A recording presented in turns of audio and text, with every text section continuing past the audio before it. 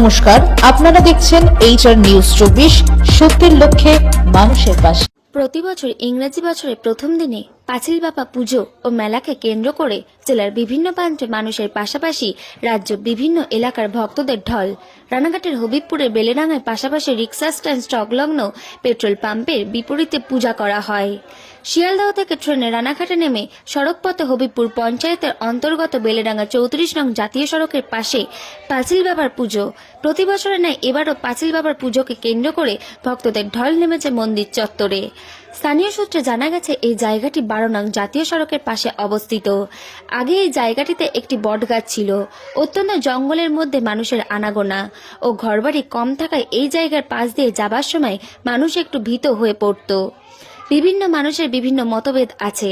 বয়স্ক দুজন মিলে একসাথে দেখতে পাওয়া গেছে তাদের এখানে থেকে। আর এই জায়গাটির পাশ দিয়ে মানুষ যাওয়ার পথে কেউ ভয় পেলে এই পাঁচিল বাবা ঠাকুর আগে আগে লাঠি ভর দিয়ে হ্যারিকেন নিয়ে এগিয়ে দিত। কিছুটা দূর গিয়ে আর দেখা যেত না। এই জানা গেছে এখানে একটি জলের ট্যাঙ্কির উপর থেকে একবার একজন পড়ে মারা যান এবং এলাকাবাসী ভীত হয়ে পড়ে।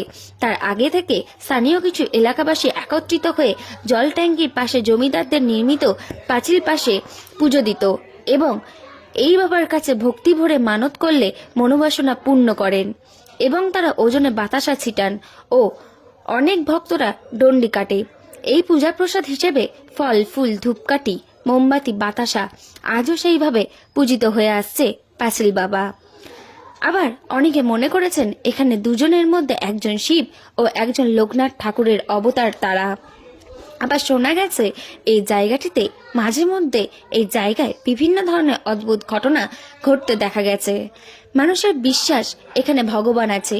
সেই থেকে দুজন বয়স্ক মূর্তি পাঁচিল বাবা ঠাকুরের রূপ পুজো হয়ে আসছে।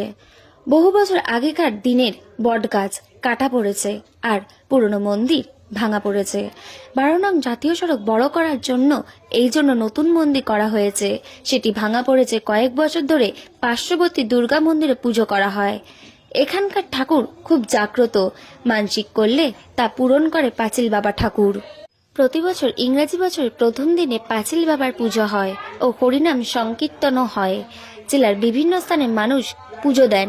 পাশাপাশি রাজ্যের বিভিন্ন প্রান্তের ভক্তরা আসেন। সকাল থেকে লম্বা লাইন পড়ে।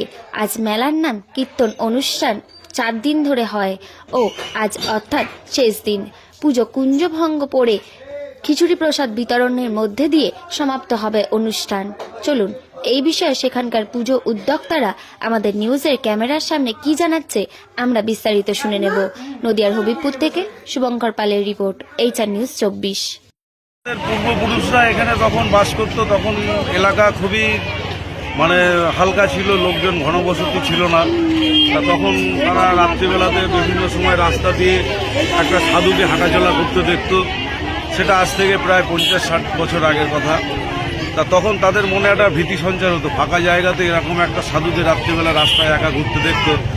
পরবর্তীকালে সেই সাধুকে নিয়ে সবাই যখন চিন্তা ভাবনা করলো যে এটা আমাদের মধ্যে, ওনাকে দেখতে পেলেই আমাদের মনের মধ্যে একটা আশার আলো দেখতে পেত গ্রামবাসীরা।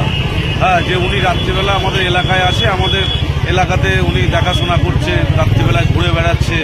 তাতে লোকের মনে একটা সাহস সঞ্চয় হলো যে রাত্রিবেলায় আমরা একা একা যেতে পারছি, ওনাকে স্মরণ করলেই আর কি। তখন থেকে সেই আমাদের পূর্বপুরুষদের, বাবা কাকাদের যে পরিকল্পনা, সেটাকে আমরা বাস্তবে রূপ দিয়েছি যে ওই ওনাকে স্মরণ করেই আমাদের এই অনুষ্ঠান দীর্ঘদিন ধরে হয়ে চলে আসছে।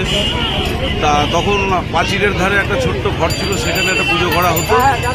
সবাই বলল আমাদের যেহেতু ওনাকে সাধু বেশেই দেখা যেত, তাই ওনাকে আমরা পাঁচিল বাবা বলেই সম্মান দিই এবং সেই থেকে পাঁচিল বাবার আবির্ভাব, তখন থেকে আমাদের এই পুজো হয়। এটাও আমাদের ওই পূর্বপুরুষদের মুখেই শোনা। আমরা তো আমাদের জেনারেশনে আমরা এখনও ওনার রাত্রিবেলাতে, আর এখন তো রাত্রিবেলাতে লোক সংখ্যা প্রচুর, রাস্তাঘাট আলো হয়ে গেছে। আগে যে একটা ভৌতিক ব্যাপার ছিল সেসব তো এখন আর নেই। তা আমরা পরবর্তী ক্ষেত্রে পাঁচিল বাবা, যিনি লোকনাথ বাবা, আমরা একই রূপে তাদেরকে পুজো করে আসছি। নাম হলো, যেহেতু এখানে একটা রাজাদের বাগান ছিল, তাদের বাগানের সাইডে একটা পাঁচিল ছিল। সেই পাঁচিলের সাইড দিয়ে অনেক আম গাছ ঠামগাছ ছিল। সেখান দিয়ে রাত্রিবেলা লোকজন একটু ভয় পেত। তখন এই সাধুকে দেখা যেত। সাধুর রূপটা ছিল অনেকটা শিবের মতো। তা তখন থেকে গ্রামবাসীরা তাকে ওই বলল পাঁচির বাবা হিসাবে আমরা তাকে প্রতিষ্ঠা করলাম, তখন থেকে পাঁচির বাবা আবির্ভাব হয়। 4 দিনের অনুষ্ঠান হয়। আমরা পাঁচির বাবার সঙ্গে লোকনাথ বাবা, রাধাকৃষ্ণর বিভিন্ন যে সমস্ত লীলা, কীর্তন, গোপাল সবাইকে নিয়ে আমরা পুজো আর্চা করি। 4 দিনের প্রোগ্রাম হয়। আজকে আমাদের পাঁচির বাবার মেন পুজো, মানে প্রতি বছর এই দিনটাতেই আমাদের পাঁচির বাবার পুজোটা হয়। আচ্ছা, ইতিমধ্যেই আপনার কলকাতা, চাকদা, এদিকে মালদা, রায়গঞ্জ বিভিন্ন জায়গা থেকে যারা মানে রাজ্যের বিভিন্ন প্রান্ত থেকে প্রচুর লোক এখানে আসে। এই বিকালবেলা লম্বা লাইনও তো পরে দেখছি। বিকালবেলায় আপনার প্রায় খিচুড়ি মহাপ্রসাদ বিতরণ করে 6 থেকে 7,000 লোক খাবে। সে আরাধনা তার সাফল্য হয়। আচ্ছা, মানে মানসিক করলে এতটাই জাগ্রত। জাগ্রত খুব, বাবাটা খুব জাগ্রত বাবা। আচ্ছা, কেউ বিপদাপদে পড়েছে, রাস্তাঘাটে বিপদাপদে পড়েছে, পাঁচির বাবাকে স্মরণ করেছে, সে উদ্ধার হয়ে গেছে। বিভিন্ন ক্ষেত্রে আর কি।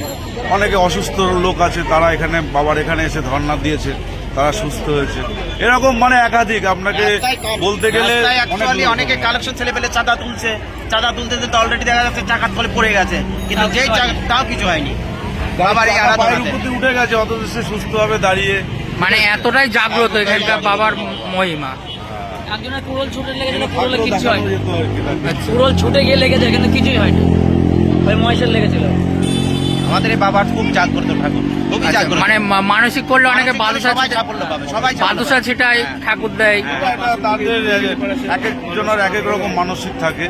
কেউ বাতাসা নিয়ে গন্ডি কেটে কেউ আসে, গন্ডি কাটতে কাটতে দেখা যাচ্ছে আমাদের হরিপুর থেকে কেউ গন্ডি কাটতে আছে, আমাদের কলাবাগান থেকে গন্ডি কাটতে কাটতে এসে এখানে আরাধনা করলে সে তার সাফল্য পাবে। বাবাকে অনেকে সোনার চেন দিচ্ছে, সোনার ত্রিশূল দিচ্ছে, সবাই মানে সবই ভক্তি এবং কামনা যাদেরই পূর্ণ হচ্ছে, তারা কিন্তু অবশ্যই সেই অবদানটা বাবার জন্য যেটা করতে হয় তারা সবাই করছে আর কি। এবং এখানে একটা মেলাও বসেছে দেখছি, মেলা বসেছে।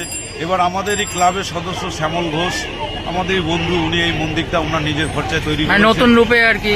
একদম টোটালি, মানে আমরা শুধু দেখাশোনা করেছি, টোটাল আর্থিক সাহায্য টোটালটাই শ্যামল ঘোষ করেছে, করে নতুন মন্দিরটা এবার তৈরি করা হয়েছে আর কি। আচ্ছা, আপনার নাম? আমার নাম প্রশান্ত অধিকারী, আমি ক্লাব সেক্রেটারি এখানকার, বেলডাঙ্গা দেশপ্রিয় নেতাজি সংঘ ক্লাব সেক্রেটারি।